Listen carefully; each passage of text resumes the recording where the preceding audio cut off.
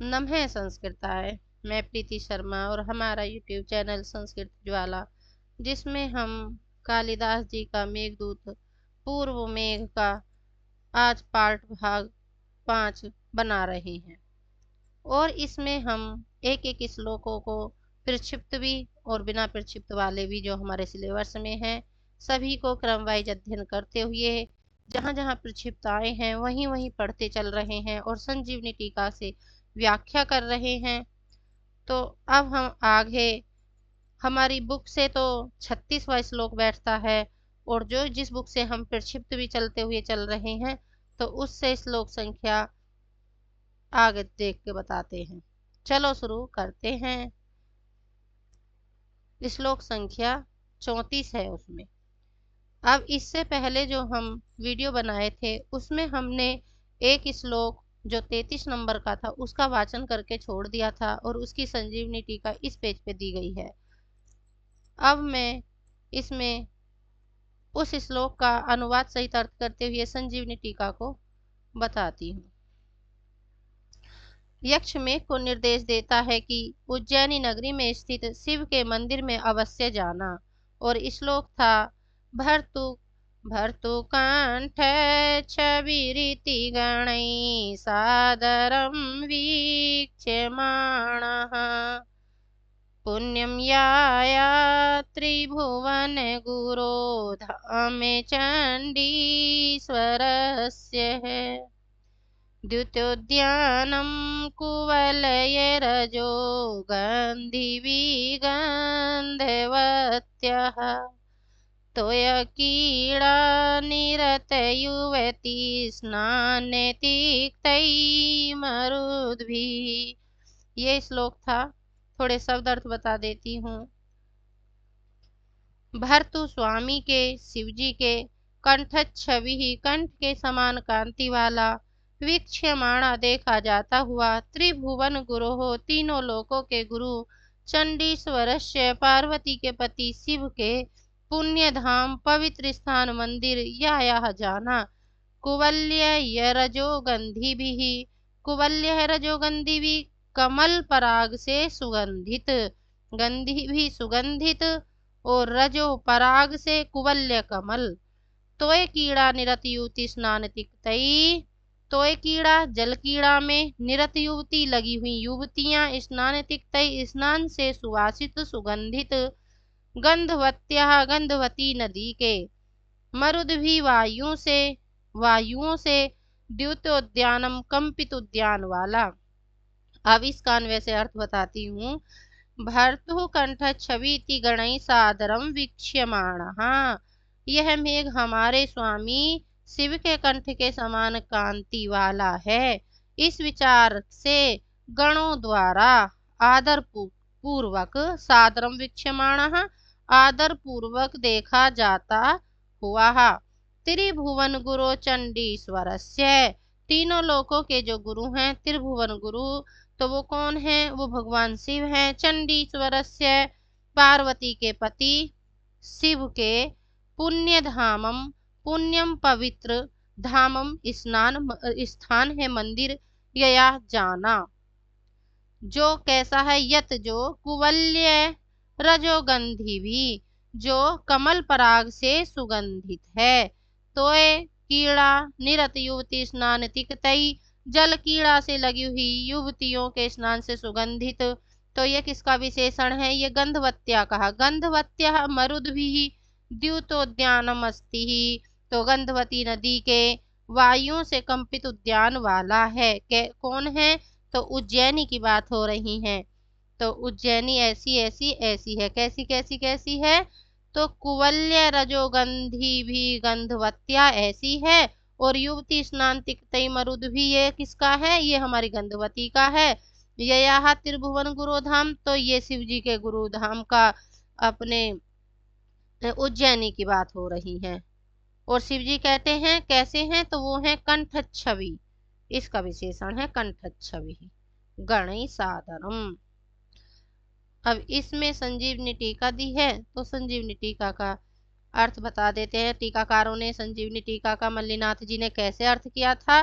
भर्तु इति भर्तु स्वामिनो भर्तृस्वामी कंठ नीलकंठस्य भगवतः कंठस्य एव छविः वस्यासहो कंठच्छविरिति हेतु गणैः प्रमथैः गणस्तु गणनायां स्यात् गणैसे प्रथमे चये इति सौदारणवे सादरं यथा तथा वीक्ष्यमाणः सन् प्रिय वस्तु सादृश्ययादति प्रियत्वं भवेदिति भावः त्रियाणां भुवनानां समाहारः त्रिभुवनम्। अब इसका समास हो गया तद्धितार्थस्य इत्यादि नाम समासः। तस्य गुरोः त्रिलोक्यनाथस्य कौन है तो चंडीश्वरस्य कात्यायनी वल्लभस्य पुण्यम पावनम धामम महाकालाख्यम स्थानयः गच्छे। तो जो चंडीश्वर धाम है वो उज्जैनी में है और उज्जैनी में जो शिवलिंग है भगवान शिव जी के तो उनका नाम महाकाल है। विधेयर्थे लिंग श्रेयस्कर त्वात् सर्वथा याति व्ययम् इति भावः। उक्तं च स्कन्धे आकाशे तारकलिंग पाताले हाटकेश्वरं मृत्यलोके महाकालं दृष्ट्वा कायं वाप्नुयात् इति। न केवलं मुक्तिस्थानम् इदं किन्तु विलास स्थानम पित्यः कुवल्य रजोगंधी भी उत्पल पराग गंधवद भी तोय कीड़ासु निरतानाम आसक्तानाम युवतीनाम स्नानियम चंदनादि करणे से लुट प्रत्यय है स्नानियम स्नानीय अभिस्वेह स्नानमिति यावदः तेन तिक्तै सुरभि तिक्तै सुगंध कटुतिक्त कषायास्तु सौरभे च प्रकीर्तितः इति हलायुधः। सौगन्ध्यातिशयार्थः विशेषणद्वयं गन्धवत्यः नामः नद्यः तत्रत्यायाः मरुद्भिमरुतै द्युतोद्यानं कंपिता कीड़ाम इति धग्नोः विशेषणम्। अब जो कंठ छवि वाले जो भगवान शिव हैं तो उनका जो विशेषण है ये कि कंठ के समान कांति वाला, यह विशेषण मेघ के लिए आया है, ये शिव जी के लिए नहीं आया है। कहने का आश्रय यह है इनका मल्लीनाथ जी का कि क्षीर सागर के मथन के समय कालकूट नामक विश्व भी निकला था जिसका पान शिव ने किया था। परिमाणतः उनका कंठ विष के प्रभाव से नीला पड़ गया था, इसी कारण उन्हें नीलकंठ भी कहा जाता है। और ये विशेषण मेघ के लिए आया है क्योंकि मेघ भी नीला हो जाता है बरसने से पहले, जब ज्यादा घना काला सा छाया रहता है उस समय। यहाँ महाकवि कालिदास ने एक कथा की ओर संकेत किया था कि शिव के द्वारा विषपान की कथा। यह कथा समुद्र मंथन की कथा के साथ जुड़ी हुई है। यह कथा वाल्मीकि रामायण में बालकांड के 45 अध्याय में और पुराणों में भी अनेक स्थानों पर मिलती है। अब चंडीश्वरस्य पुण्यम धाम, इसका कहने का क्या अभिप्राय है। कह रहे मल्लीनाथ जी कि उज्जैनी पुरी में स्थित महाकाल मंदिर से है। कहीं कहीं चंडेश्वर पाठ भेद भी मिल जाता है। इसका अर्थ है चंडस्य ईश्वर अर्थात चंड नाम के गण स्वामी यक्ष का मेघ से आग्रह है कि वह उज्जैनी में स्थित शिव के महाकाल मंदिर में अवश्य जाए। इससे कवि की शिव के प्रति श्रद्धा स्पष्ट होती है तथा महाकाल मंदिर की जो श्रेष्ठता है वह भी सिद्ध होती है। महाकाल को देखकर मुक्ति मिल जाती है ऐसा प्रसिद्ध है। और कहा भी गया है कि आकाशे तारकम लिंगम पाताले हाटकेश्वरम मृत्युलोके महाकालम दृष्ट्वा मुक्तिम आपनुयात। अब जो गंधवती नदी बताई गई है, गंधवती नामक नदी है, यह मालवा देश की एक नदी है जो उज्जैनी के समीप बहती है तथा शिप्रा नदी से मिलती है। तो वहां शिप्रा नदी भी बहती है और उज्जैनी के समीप में ही आसपास गंधवती नदी भी है मालवा प्रदेश में, तो दोनों आपस में मिलती हैं। इसमें शंकर तथा मेघ की उत्कृष्टता का वर्णन होने से उदात्त अलंकार है। अब अगला श्लोक नीचे दिया है 34 नंबर का। यक्ष मेघ से निवेदन करता है कि तुम वहां उज्जैनी के महाकाल मंदिर में संध्याकालीन पूजा में सम्मिलित होकर गर्जन कर कर पुण्य फल प्राप्त करना। अप्यस्मिन् जलधर महाकालमासाद्य काले स्थातव्यं ते नयन विषयं यावत् अत्येति भानुः कुर्वन् सन्ध्या बलिपटहतां शूलिनी श्लाघनीयाम् आमन्त्राणां फलम् अविकलं लाप्सस्ये गर्जितानां। जलधर, आगे देखते हैं, ये लीजिए। जलधर किसके लिए कहा गया है? तो हे जलधर, हे मेघ, यक्ष मेघ को संबोधित कर रहे हैं। महाकालम, महाकाल मंदिर में, अप्य अस्मिन काले अपि, अन्य समय में भी, आसाद्य पहुंचकर, यावत जब तक, तावत तब तक, नियम विषयम नेत्रों के विषय को, दृष्टि पथ को, अत्येति पार करता है। स्थातव्यम ठहरना चाहिए, सलांघनीयम प्रशंसनीय है, शूलिनः शूलधारी शिव की, संध्या बलि पटहताम संध्या कालीन पूजा में नगाड़े का नाम करता है। संध्या कालीन पूजा में नगाड़े बजते हैं वहां पर। तो ये यक्ष भी कह रहे हैं कि जब वहां तुम गर्जन करोगे तो वहां संध्या कालीन पूजा के समय ऐसा लगेगा जैसे नगाड़े बज रहे हो, उसका कार्य कर दोगे। कुर्वन करते हुए, आमद्राणाम गंभीर, गर्जिता नाम गर्जन के, अविकलम पूर्ण, लक्ष्य से प्राप्त करोगे। अब एक बार इसका अर्थ कर देते हैं, एक बार इसका देखिए अर्थ भी कर देते हैं। हे जलधर, महाकाल अस्मिन अन्य अस्मिन काले अपि आसाद्य यावत। हे जलधर, महाकाल मंदिर में, अन्य अस्मिन अन्य समय में भी, काले माने समय है, अन्य अस्मिन अन्य समय में, अन्य काले माने समय में भी, अपि माने भी, आसाद्य माने पहुंचकर, यावत माने जब तक। हे मेघ, महाकाल मंदिर के अन्य समय में भी पहुंचकर, जब तक, भानु नयन विसलम अत्येति, सूर्य नेत्रों के विषय को पार करता है।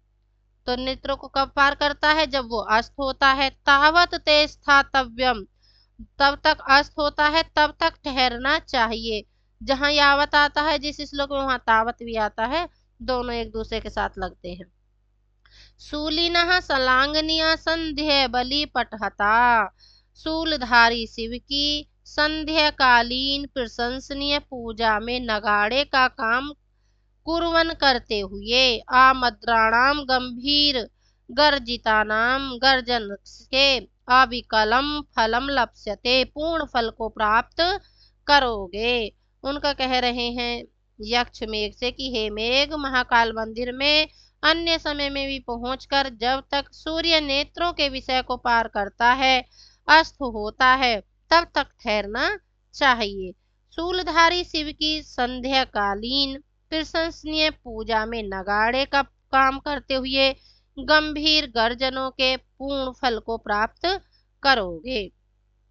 अब इसके आगे पेज पे संजीवनी टीका है, उसको पढ़ते हैं। अपीति, हे जलधर, महाकालम नाम पूर्वोक्तम चंडीश्वर स्थान अन्यास्मिन संध्यातिरिक्तै अपि काल आसाद्ये प्राप्य ते तव स्थातव्यम्। त्वया स्थाव्यम् इति अर्थः। कृत्यानाम कर्तरी वा इति से षष्ठी हुई है। और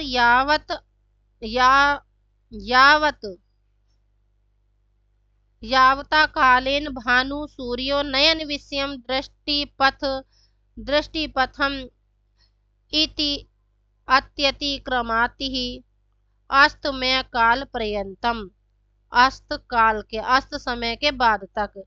स्थातव्यम इति अर्थः। यावत इति तावत धारणार्थे, यावत वत च साकल्य अवधौ माने अवधारणे इति अमरकोशः इति अमरः। ऐसा अमर है। किम अर्थमतः आहा कुर्वन् इति सलांघनीयां प्रशस्यां शूलिनः शिवस्य संध्यायां बलिः पूजा तत्र पटहतां कुर्वन् सम्पाद्यन् आमद्राणाम् ईषद् गंभीराणां गर्जितानाम् अविकलम् अखंडम फलम लप्स्यसे प्राप्स्यसि। लभे धातु से कर्तरी लट, महा लिट लकार लगा है इसमें लाप्स्यसि में। अब आगे है महाकालनाथ बलिपटहत्वेन विनियोगान्ते गर्जिता साफल्यम स्यात् इति अर्थः।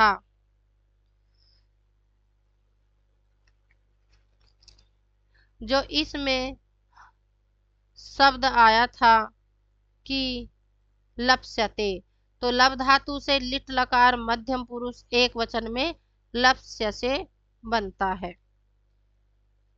अब आगे चलते हैं अगले श्लोक पे, और इसमें जो हमारे में अलंकार था वे काव्यलिंग अलंकार था। इस श्लोक में ये कह रहे थे कि पूर्वार्ध कथित वाक्यार्थ के प्रति उत्तरार्ध कथित वाक्यार्थ हेतु है।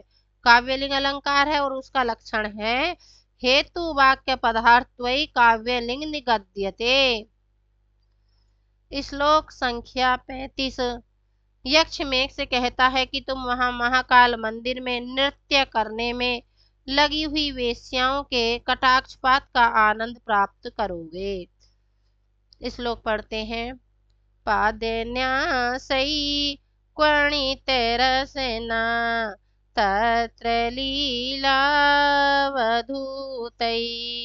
रत्नच्छाया खचितवलिभिः चामरैक्लान्तहस्तः वेश्यात्वतो नखपदसुखान् प्राप्य वर्षाग्रविन्दून् अमुक्ष्यन्ते त्वयि मधुकर श्रेणीदीर्घान् कटाक्षान्। तत्र माने वहां, संध्या समय में कहाँ की बात हो रही है? उज्जैनी की। पाद न्यास है पैरों की गति के साथ, क्वणित रसना बजती हुई करधनियों वाली, लीला वधुतई विलास पूर्वक डुलाए हुए, रत्न छाया खचित वली भी रत्नों की क्रांतियों से विभूषित डंडों वाले, चावरई चावरों से, क्लांत हस्ता तो क्लांत हस्ता थके हुए हाथों वाली। जब चावरों को डुलाते हैं हवा करते हैं तो हाथ थक जाते हैं, तो उसी के लिए कह रहे हैं कि उसी के नख पद सुखान, नक्षतों को सुख देने वाली, नक्षत जो नखूनों के चिन्ह हो जाते हैं तो उसको सुख देने वाली, वर्षा अग्रविंदुन वर्षा की प्रथम बूंदों को, मधुकर श्रेणी दीर्घान भ्रमरों की पंक्ति के समान लंबे, कटाक्षान कटाक्षों को, आमोक्षयंती छोड़ेंगी। अब अन्वय से इसका अनुवाद करते हैं। तत्र पाद न्यासे क्वणित रसना लीला वधूतई। वहां, तत्र माने वहां, उज्जैनी में, पाद न्यासे पैरों की गति के साथ, क्वणित रसना बजती हुई करधनियों वाली, लीला वधूतई विलास पूर्वक डुलाए हुए, रत्न छाया खचित वली भी रत्नों की कांति से विभूषित डंडों वाली, चामरई चावरों से, क्लांत हस्ता थके हुए हाथों वाली, वेश्या वेश्याएं त्वतः तुमसे, नख पद सुखन नक्षतों को सुख देने वाली, वर्षा अग्रबिंदून वर्षा की प्रथम बूंदों को, प्राप्य त्वयि प्राप्त करके तुम पर, त्वयि तुम पर, मधुकर श्रेणी दीर्घान भ्रमों की पंक्तियों के समान, दीर्घान लंबे, कटाक्षान कटाक्षों को, आमोक्षयन्ते छोड़ेंगी। तो जो शब्द आया है कटाक्षान, इसका विशेषण है मधुकर श्रेणी दीर्घान, भोरों की पंक्तियों के समान। क्या है? कटाक्ष हैं। किसके हैं? लीला वधूतई के।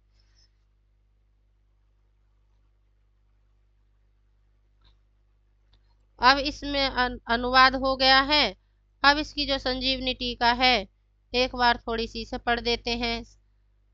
पादन्यासई इति तत्र संध्या काले पादन्यास चरण निक्षेप नृत्यांगे क्वणितः सवदयमान रसनः वासाम तास तथा उक्तः क्वणतेर कर्मकत्वात् गत्यर्थ कर्म इत्यादीनां कर्तरिकतः लील्यः विलासेन वधूतैः कम्पितैः रत्नानां कंकणं मणीनां छायाः कान्त्याः खचितः रुचितः वलश्च चामरदण्डः वल्यः चामरदण्डः येषां तयि। फिर है बलि चामरदण्डै च जरा विश्लेय चर्मणिः इति विश्वः चाम्रही। आगे चलते हैं। चाम्रही बाल व्यंजनै क्लांत हस्तः एतेन देशिकं नृत्यं सूचितं तत् उक्तं नृत्य सर्वस्व खड्ग कन्दुक वस्त्र आदि दण्डिका चामर सृजः वीणां च धृत्वां यत् कुर्यु नृत्यं तद्देशिकं भवेत् इति। वेश्या महाकालनाथमुपेत्य नृत्यन्त्योः गणिकः त्वतोः नखपदेषु सुखान् सुखकरान् सुख हेतु सुखे सुखमिति शब्दार्णवे वर्ष्याः अग्रबिन्दून् प्रथम बिन्दून् प्राप्य त्वयि मधुकरसेणि दीर्घान् कटाक्षान् पांगानाम् आमोक्ष्यन्ते परै उपकृतः सन्तः सद्य प्रति उपकुर्वते इति भावः। कामिनी दर्शनीयत्वलक्षणं शिवोपासना फलम सद्यो लप्स्यसे इति ध्वनि। जो पाद न्यास से शब्द आया है तो मल्लिका नाथ ने उसके बताया है कि कुछ स्थलों पर इसके स्थान पर पाद न्यास न्यास ही ना होकर पाद न्यास यह पाठ भी मिलता है, परंतु इसके अर्थ में अंतर नहीं आता। और रत्न छाया चितवली भी रत्न छाया खचित बलि भी नख पद से अभिप्राय प्रेमियों द्वारा प्रेमिकाओं के शरीर पर किए गए नाखूनों के घावों से है। आचार्य मल्लीनाथ ने भी यही अर्थ किया है। कुछ टीकाकारों ने इसका अर्थ नख पद वत सुखान अर्थात नख छत के समान सुख देने वाला किया है। नखात वत सुख जनकान अथवा नखपदानाम सुखान सारोद्धारिणी टीका। किसकी है? सारोद्धारिणी टीका। तो ये इसमें नहीं दिया है कि किसकी है, बस टीकाकार में कह दिया है कि टीकाकार और टीका का नाम बता दिया है। अब जो मधुकर श्रेणी दीर्घान शब्द आया है उसमें लुप्त उपमा अलंकार है। और अगला श्लोक हम पढ़ते हैं 36 वाला। यक्ष मेघ से कहता है कि वहां महाकाल मंदिर में शिव के तांडव नृत्य के समय तुम स्वयं हस्ती चर्म का काम करना। पश्चादुच्चै भुजतरुवनं मण्डलेनाभिलीनः सान्ध्यं तेजः प्रतिनवजपा पुष्परक्तं दधानेः नित्यारम्भे हरे पशुपते आर्द्रनागाजिनेक्षः शान्तोद्वेगस्तमितनयनं दृष्टभक्ति भवान्यः। पश्चात संध्या की पूजा के बाद की बात कर रहे हैं यक्ष जी और मेघ से कह रहे हैं कि पशुपते शिव के संध्या की पूजा के बाद पशुपति के शिव के नित्यारंभे नृत्य के आरंभ में प्रति नव जपा पुष्प रक्तम प्रति नव जपा पुष्प के ताजे जपा के पुष्प के समान दधान धारण करते हुए भुज तरुवनम भुजारूपी वृक्षों के वन को मंडलेन मंडलाकार रूप में अभिलीन व्याप्त करके भावन्य पार्वती द्वारा शांतोद्वेग स्तमित नयनम भय रहित निश्चल नयनों से दृष्टि भक्ति ही देखी गई भक्ति वाली आर्द्र नागा जिनेक्षाम गीले हस्ती चर्म की इच्छा को हर दूर कर देना। अब अन्वय से इसका अर्थ करते हैं कि पश्चात पशुपते नित्य आरंभे संध्या की पूजा के बाद पशुपति शिव के नृत्यारंभे, तो शिव का नृत्य कैसा होता है, तांडव होता है। तो शिव के तांडव नृत्य के आरंभ में प्रति नव जपा पुष्प रक्तम सांध्याम तेजहा, ताजे जपा के पुष्प के समान लाल संध्याकालीन कांति को, तेज माने क्रांति को, दधाना धारण करते हुए उच्चई ऊंचे भुज तरुवनम भुजारूपी वृक्षों के वन को मंडलेन अभिलीन मंडलाकार रूप में व्याप्त करके भवान्य पार्वती द्वारा शांतोद्वेग स्तमित नयनम पार्वती द्वारा भय रहित निश्चल नेत्रों से देखी गई भक्ति वाले है, दृष्टि भक्ति देखी गई भक्ति वाले है। त्वया तस्य तुम उस शिव की, त्वम मेघ और तस्य शिव की आर्द्र नागाजिनेक्षाम हर, तो आर्द्र नागाजिनेक्षा कैसी होती है कि गीले हस्ती चर्म की इच्छा को हर दूर कर देना। अब इसकी संजीवनी टीका पढ़ते हैं। पश्चात संध्या बल्य अनंतरम पशुपते शिवस्य नित्यारंभे तांडव प्रारंभ प्रति नव जपा पुष्पम प्रति अग्र जपा कुसुम ऋणम संध्यायाम भवम सांध्यम तेजो दधान उच्चै उन्नतम भुजा इव तरवस्तेषां वनम मंडलेन मंडलाकारेण अभिलीनो अभिव्याप्तः सन। कर्तृ अर्थ में कत प्रत्यय हुआ है।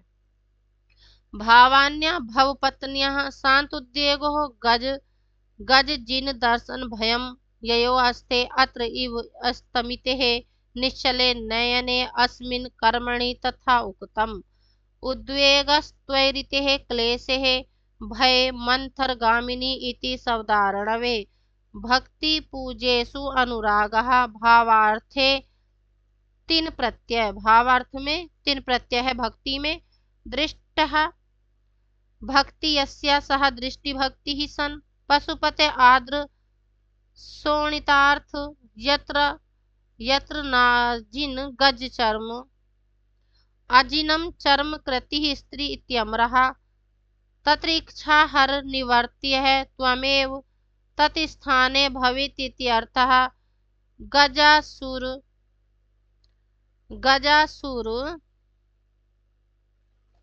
गजासुर मर्दन अंतरम भगवान महादेव देवस्तदीयम आद्रांजिनम भुजमंडलेन विभ्रतांडवम चकोरेति प्रसिद्धः। दृष्टि भक्ति इति कथम रूपम सिद्धि, तो दृष्ट शब्दस्य स्त्रियः पुंवत इत्यादीनां पुंवद भावस्य दुर्घटत्वाद् पूर्ण प्रियादिषु इति निषेधात् भक्ति शब्दस्य प्रियादिषु पाठात् इति तत् एतत् उच्च आद्यम दृढ़ भक्ति इति शब्दम आश्रित्य प्रतिविहितम्। गण व्याख्याने दृढ़ं भक्ति अस्येति ही नपुंसकम पूर्वपदम अदाढ़ व निर्वृत्ति परत्वे दृढ़ शब्दालिंग विशेषस्य अनुपकारित्वः स्त्रीत्वम् अविवक्षितम् इति। भोजराजस्तु भक्तौ न कर्म साधना याम इति अनेन सूत्रेण भज्यते सेव्यत इति कर्मार्थत्वे भवानी भक्ति इत्यादि भवति ही। भाव सांसनायां तु स्थिर भक्ति भावान्यम इत्यादि भवति इत्याह। तत एतत् सर्वं सम्यक् विवेचितं रघुवंशं संजीविन्याम, संजीवनी जो टीका रघुवंश की, दृढ़ भक्ति थी ज्येष्ठे इत्यत्रः, तस्मात् दृष्ट भक्ति इत्यत्रानि मतभेदेन पूर्वस्य स्त्रीत्वेन नपुंसकत्वेन च रूप सिद्धिमस्ति इति स्थितम्। जो नित्य आरंभे शब्द आया है इस श्लोक में, तो उसके बारे में कहा गया है कि सृष्टि संहार के समय शिव द्वारा किया जाने वाला नृत्य प्रसिद्ध है, उसे तांडव नृत्य कहते हैं।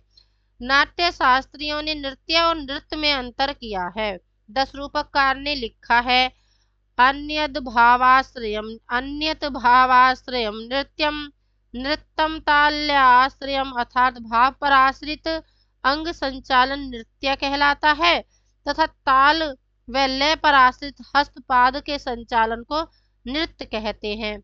जैसे सीता जी ने हाथों की ताली बजा बजा कर ही जो उन्होंने मयूर को पाला था, तो उसको नचाया करती थी, उसको नृत्य कहते हैं। और जो ये औरतें करती हैं, महिलाएं करती हैं, ये नृत्य होता है। पशुपते है, पशु के स्वामी। यहाँ पशु से अभिप्राय सामान्य पशु से नहीं है, अपितु शैव दर्शन के अनुसार पदार्थ में तीन भेद हैं, पशु, पास और पति। अविद्या रूपी पास और बद्ध जीवात्मा की पशु, पास के समान बंधन करने के कारण अविद्या को पास तथा अविद्या पास से मुक्त शिव को पति कहते हैं। आद्राराम जिनेक्षाम, इस पद का प्रयोग कर कालिदास ने शिव पुराण की ओर संकेत किया है। गजासुर, गज का रूप धारण करने वाले असुर को मारकर शिव ने रक्त से सने हुए चर्म को भुजाओं में धारण करते हुए तांडव किया था, ऐसा प्रसिद्ध है पुराणों में। यहाँ पर यक्ष मेघ से कहता है कि तुम गजासुर की गीली चर्म बनकर शिव की इच्छा पूर्ति करना, क्योंकि गजासुर के गीले चर्म को शिव को ओढ़े हुए देखकर पार्वती जी डर जाती हैं और वह तांडव नृत्य भी नहीं देख सकती। यदि तुम गीले चर्म वाला स्थान ले लो तो पार्वती जी भी निर्भय होकर तांडव नृत्य देख सकेंगी। तो ये शिव पुराण में आई है, युद्ध खंड में, अध्याय 57 में, और कुमार संभव में भी आई है। तो जब मेघ, काले काले मेघ जब झुकते हैं तो वो ऐसे लगते हैं जैसे हाथी का चर्म हो, तो इसीलिए यक्ष ने यहाँ पे कल्पना की है कवि कालिदास जी ने। प्रस्तुत श्लोक में भुज तरुवनम, तो भुज तरुवनम में रूपक अलंकार आया है। रूपकम रूपितारोपाद विषय निरपहन वे, साहित्य दर्पण के अनुसार है।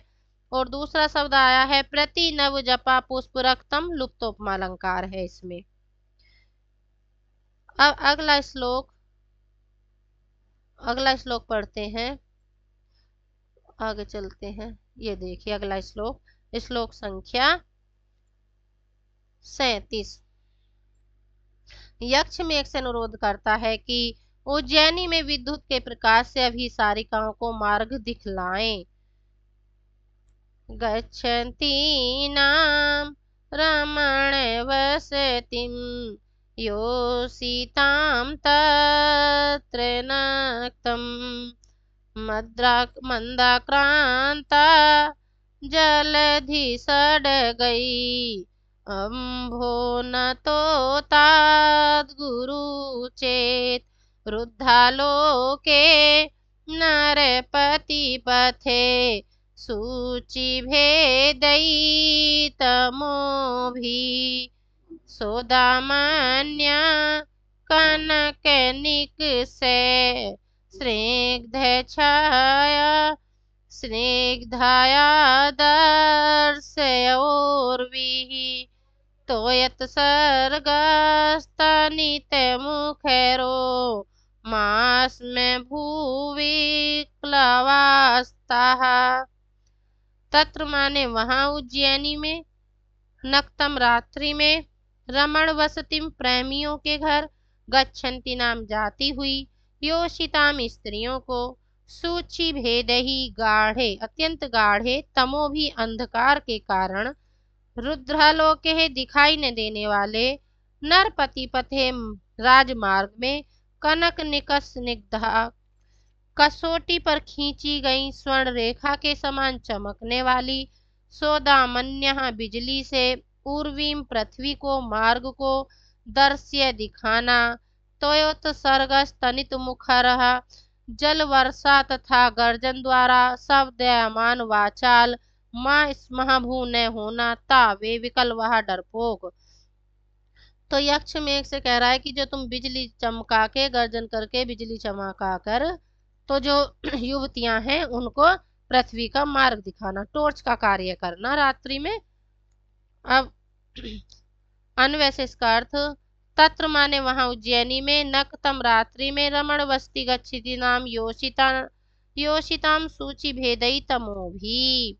वहां उज्जैनी में रात्रि में रमण वसतिम प्रेमियों के घर जाती हुई, गच्छन्ति नाम जाती हुई, योषिताम सूचि भेदई तमो भी स्त्रियों को अत्यंत गाढ़े अंधकार के कारण दिखाई न देने वाले, रुद्धालोके नरपति पथे कनक निकस स्निग्धा सौदामिन्याम उर्वी, दिखाई न देने वाले राजमार्ग को कसौटी पर खींची गई स्वर्ण रेखा के समान चमकने वाली बिजली से भूमि को मार्ग को दिखलाना, दर्श्य दिखलाना, त्वयोत्सर्ग स्तनित मुखरमा इसमें भूता विकलवहा, जल वर्षा तथा गर्जन द्वारा शब्दयमान वाचाल मत होना, वे स्त्रियां डरपोक होती हैं। और कह रहे हैं ये कि जो इसमें दर्श्य धातु आया है, अब देखिए इसमें जो दर्श्य धातु आई है उसमें मध्यम पुरुष एक वचन का रूप है लोट लकार का दर्श्य।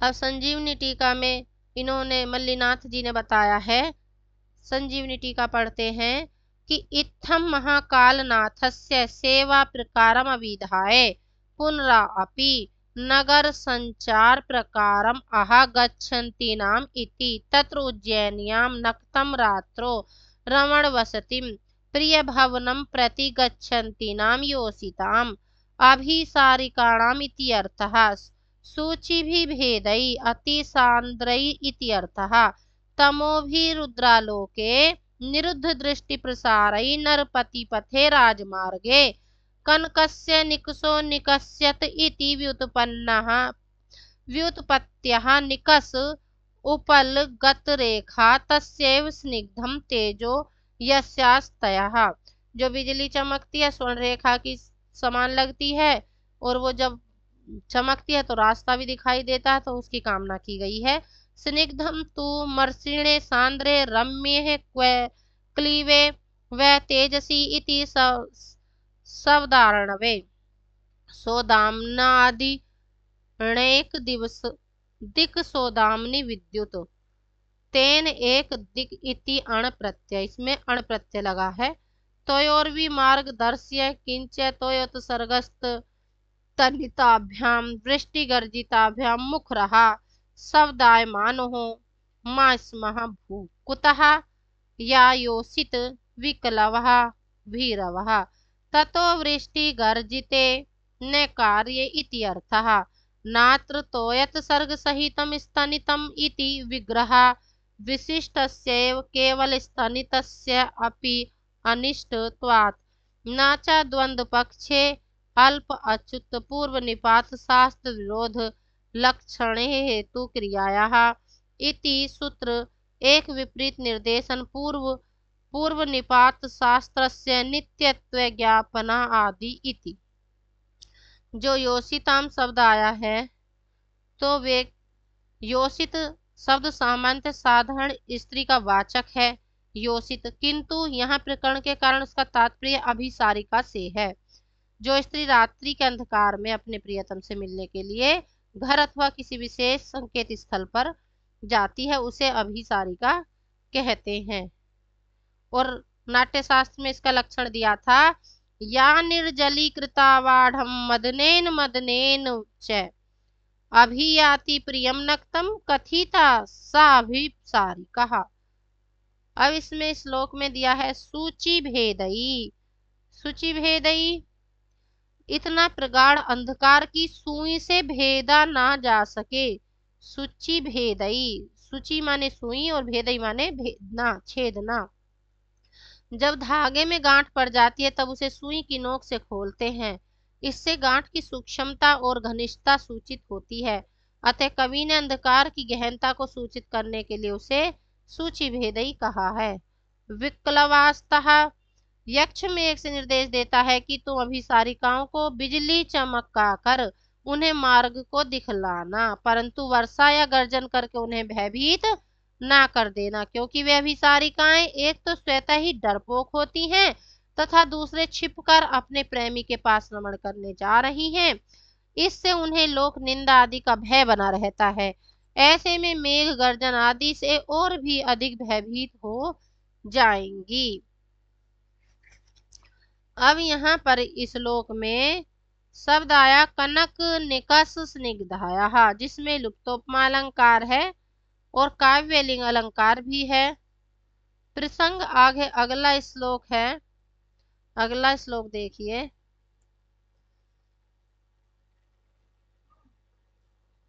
अच्छा, इसमें ही अगला श्लोक इसमें ही नीचे दिया है 38 नंबर का। यक्ष मेघ से कहता है कि रात्रि वहीं पर व्यतीत करके शेष मार्ग को तय करने के लिए सूर्य उदय से पूर्व ही चल पड़ना। ताम कस्याचित् भवन वल्लभो सुप्ते पारावतायाम् नीत्वा रात्रिं चिरविलसनात् खिन्ने विद्युत्कलत्रः नीत्वा रात्रिं चिरविलसनात् खिन्ने विद्युत्कलत्रः दृष्टे सूर्ये पुनरपि भवान् वाह्येतद्धशेषम् मन्दायन्ते न खलु सुहृदाम् अभ्युपेतार्थकृत्यः।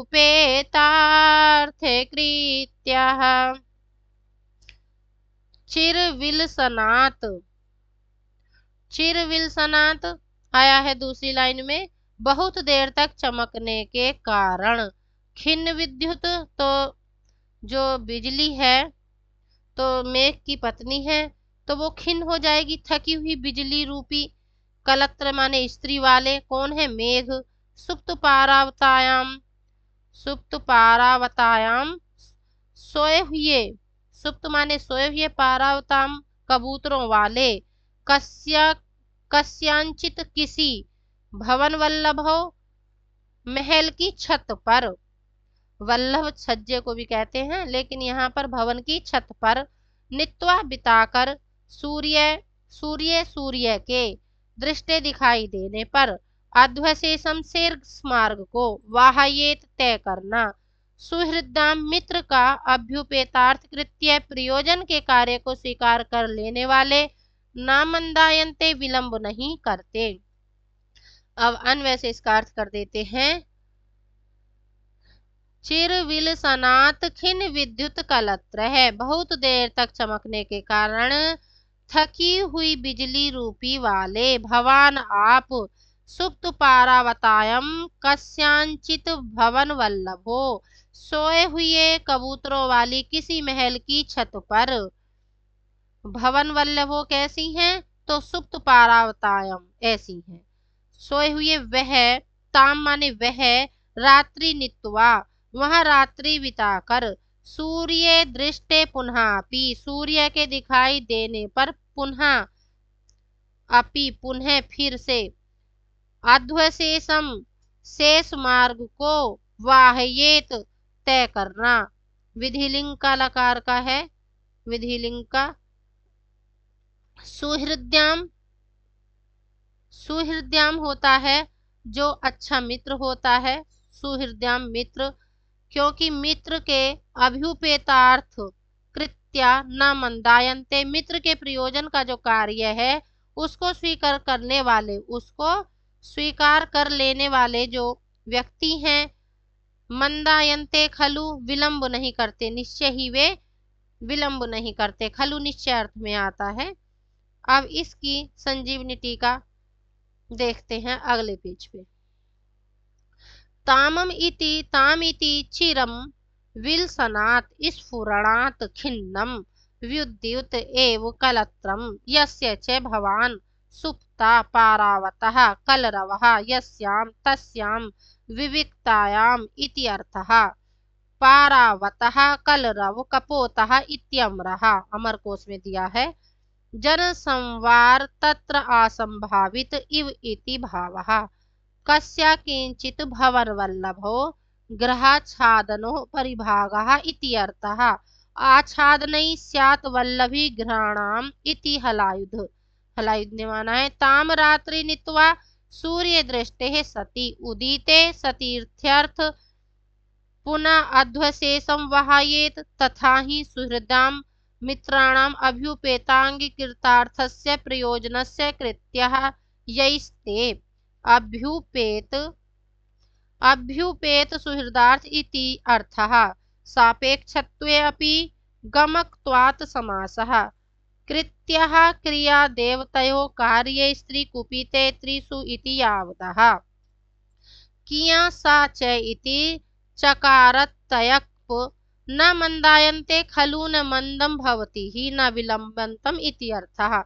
लोहितादि डाज्भ्यः कयस इति कयस प्रत्यय वा कयस इति आत्मनि पदे में लगता है। अब जो ये बताए हैं कि चिर विलसनात् खिन विद्युत कलत्रा, तो विल्सन का सामान्य अर्थ है चमकना, परंतु यहाँ विद्युत को मेघ की पत्नी कहा है, इसलिए इसका अर्थ रति कीड़ा करना, इठलाना आदि भी किया जा सकता है। अर्थात जिस प्रकार पत्नी अपने पति को, देखिए यहाँ पर रति कीड़ा करना, इठलाना आदि ही किया जा सकता है।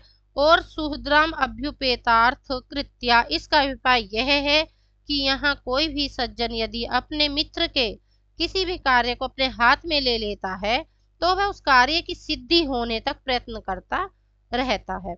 वह उस कार्य को करने में मंद नहीं पड़ता, धीमी गति नहीं करता। इसी प्रकार तुमने भी अपने मित्र का जो कार्य अपने हाथ में लिया है उसे पूरा करने के लिए जो मार्ग शेष बचा है उसे प्रातः सूर्य उदय होते ही पूरा कर देने के लिए चल पड़ना, ऐसी आशा की है किसने?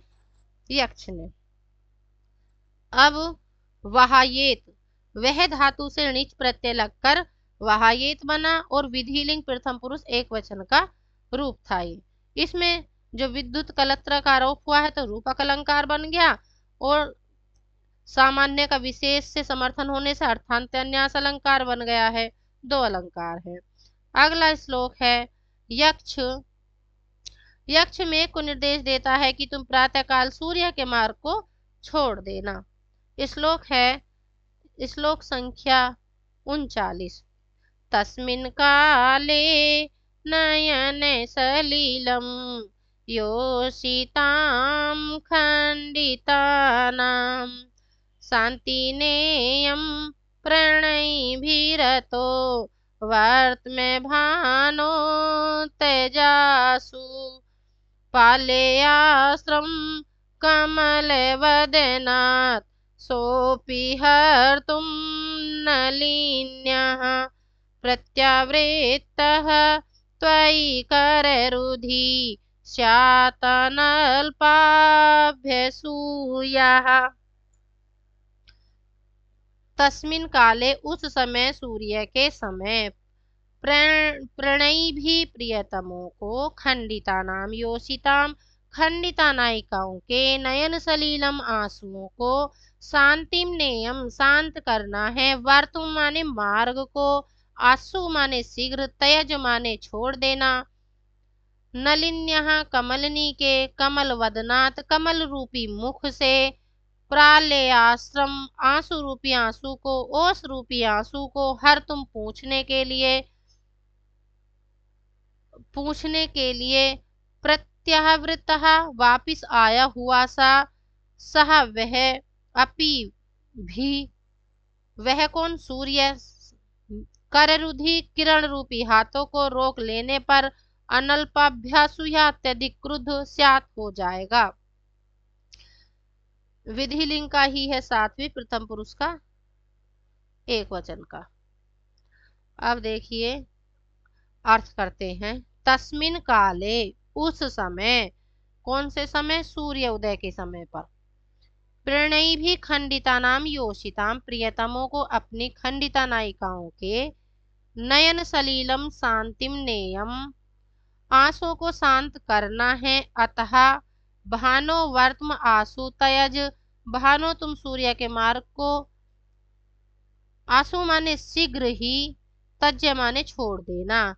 नलिन्या कमल वदनात् प्रालयाश्रम हर्तुम, कमलनी के कमल रूपी मुख से ओस रूपी आंसू पोंछने के लिए, हर्तुम माने हरने के लिए, पोंछने के लिए। प्रत्यावृतः सहा अपि त्वयि, वापिस आया हुआ वह कौन? तो सूर्य भी, त्वयि तुम्हारे द्वारा, कररुधि किरण रूपी हाथों को, न अल्पाभ्यसुआ स्यात्, हाथों को रोक लेने पर अत्यधिक क्रुद्ध हो जाएगा। अब इसकी संजीवनी टीका अगले पेज पे है, थोड़ी सी यहाँ दी है, थोड़ी सी आगे। तस्मिन इति, तस्मिन काले पूर्वोक्ते, सूर्य उदय काले, प्रणयी प्रियतमे खंडिता नाम योषिताम नायिका विशेषणाम, ज्ञातो न्याय संग विकृते खंडित ईर्ष्या कसायिता इति दर्श रूप के, 10 रूपकार धनंजय ने कहा है ऐसा। नयन सलीलम शांतिम नेयम नेतव्यम, नैति द्विकर्मक, अतो हेतु भानो वर्तमासु शीघ्रम तयज। तस्या वरको मा भूरित्यर्थः, विपक्षे अनिष्टम आचष्टे सो अपि भानु। नलिन्या अम्बुजानी यस्या सन्ति इति, नलिनी पद्मिनी त्रणे अम्बुजे नलं न तु राज्ञै, नाले तु न स्त्रियाम् इति शब्दार्णवे। तस्य स्वकान्तायाः कमलं स्वकुसुममेव वदनं, तस्यात् प्रालेयं हिमम् इव आश्रम असु हर्तुं समितुं प्रत्यागतः। नलिन्याश्च भर्तु भानो देशान्तरो, नलिन्यम् अन्तर्गमनात् खंडिता त्वम् इति अत्यास्यः। ततः त्वयि करान्सुरुणधीतिः कररुत्, क्विप प्रत्यय, तस्मिन् कररुधि सति हस्तो रोधिनी सति इति च गम्यते। भली हस्ताम सभाकरा इति अमरकोश में है। अनल्पाभ्युस्योः अधिक विद्वेषः स्यात्, प्रायेण इच्छा विशेष विद्याताद्, द्वेषे रोष विशेष च कामिनां भवति इति भावः। किं च आत्मानां चार्कमीशानं विष्णु वा द्वेष्टि या जनः, श्रेयांसि तस्य नश्यन्ति रौरवं च भवे ध्रुवम् अति निषेधात् कार्यहानि भविष्यति इति ध्वनिः। अब जो योषिता नाम खंडिता नाम आया है तो 8 प्रकार की नायिका बताई गई थी, और 10 रूपकार ने खंडिता नाम, जो खंडित नायिका है खंडिता, उनका परिभाषा दी है। ज्ञाते अन्या संगा विवृते है खंडितेर्ष्या कसायिता, अर्थात प्रियतमों को अन्य स्त्री के सहवास से विवृत चिन्हित देखकर जो ईर्ष्या से क्रोध उठती है उसे खंडिता नायिका कहते हैं। कररुधि स्यात् अनल्पाभ्युस्, यह कमलिनी सूर्य की पत्नी के रूप में प्रसिद्ध है, वहां उसे खंडिता नायिका के रूप में प्रस्तुत किया गया है। कामुक कीड़ाओं में विघ्न डालने वाले को कोई भी नहीं चाहता। सूर्य ने रात्रि कहीं अन्यत्र व्यतीत की, प्रातः जब आया तो उसका कपोल सिंदूर से लाल था, अतः उसे देखकर कमलिनी रो पड़ी। उस पर पड़ी ही ओस की बूंदें भी उसके आंसू हैं। सूर्य को उसके आंसू पोंछने हैं, अतः आंसू पोंछने के लिए तुम कर किरण बढ़ाया है, हाथों को बढ़ाया है। अतः यदि मेघ उसके कार्य में विघ्न डालकर उसके कर को रोक देता है तो वह अत्यंत क्रुद्ध हो जाएगा।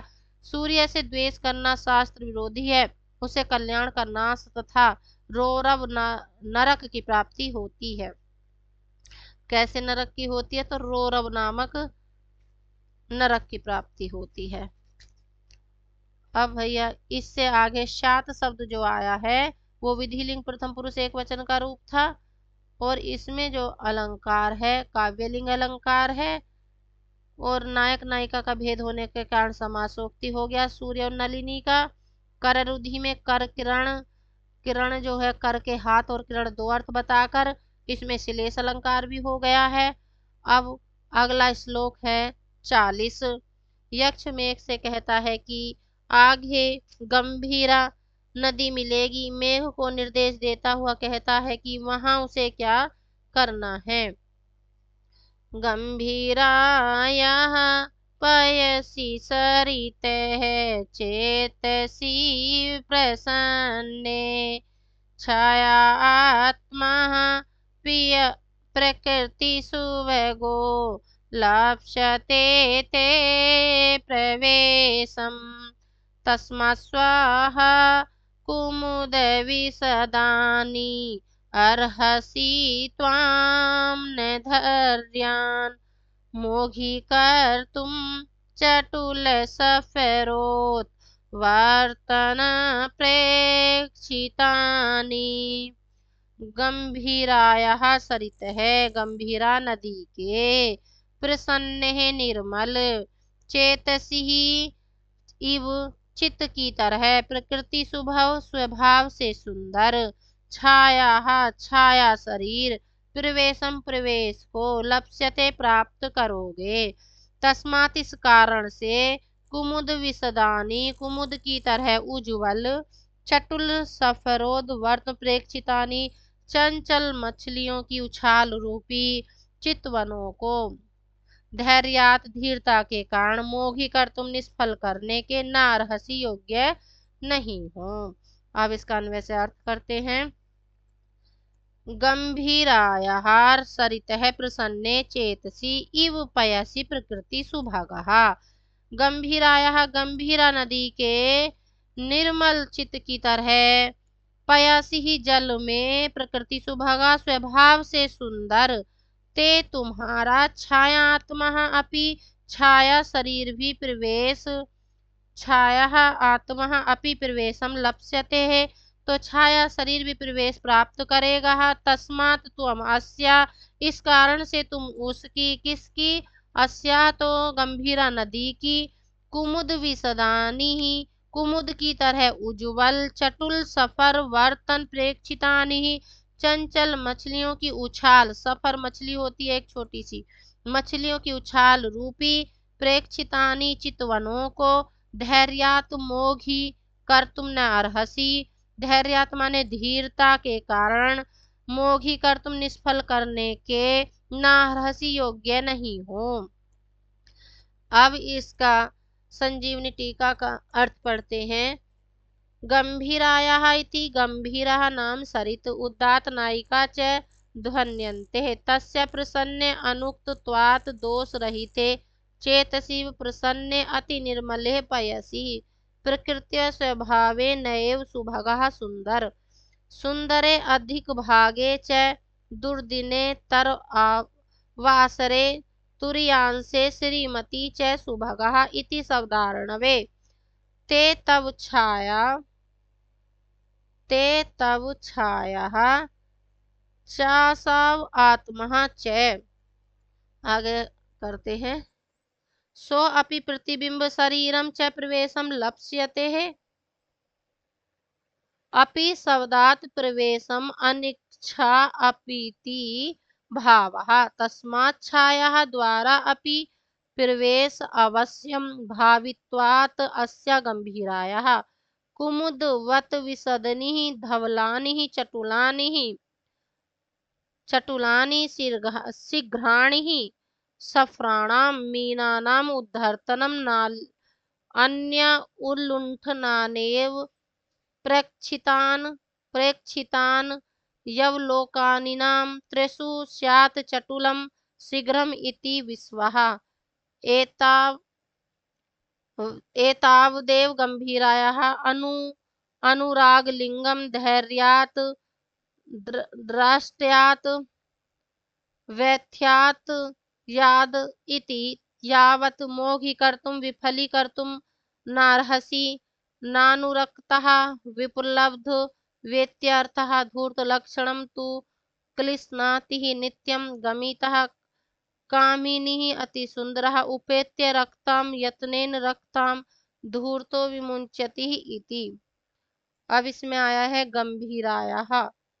गंभीरा नाम की एक छोटी सी नदी है जो कि मालव देश में बहती है। गंभीरा से उदात्त नायिका की व्यंजना होती है। चेतसी प्रसन्ने, तो गंभीरा नदी का जो नर जल है वो निर्मल है तथा गंभीरा नायिका का मन भी निर्मल होता है। अतः जैसे गंभीरा नायिका के प्रेम युक्त हृदय में प्रिय की मूर्ति प्रविष्ट हो जाती है, उसी प्रकार गंभीरा नदी के निर्मल जल में मेघ की भी परछाई दिखाई देती है। क्योंकि साफ होता है जल तो वहां पर मेघ की परछाई दिखाई देगी, ऐसी कामना की है यक्ष ने। धैर्यात, आचार्य मल्लीनाथ ने इसका अर्थ धाष्ट्र्यात अर्थात ढीठपन किया है, जबकि वल्लभादि अन्य टीकाकारों ने इसका अर्थ धीरत्वात् किया है। आचार्य मल्लीनाथ की अपेक्षा दूसरा अर्थ अधिक स्वाभाविक लग रहा है यहाँ पर।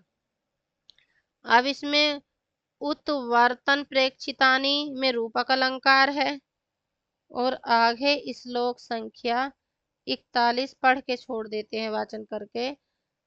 तस्या किंचित कर धृतमिव प्राप्तवानीरसाखं हत्वा नीलं सलिलवसनं मुक्तरोधो नितम्बम् प्रस्थानं ते कथमपि सखे लम्बमानस्य भावी ज्ञाता स्वादो विवृते जघेनां को विहातुं समर्थः। अतः आप सभी लोगों को सुनने के लिए बहुत बहुत धन्यवाद। नमः संस्कृताय।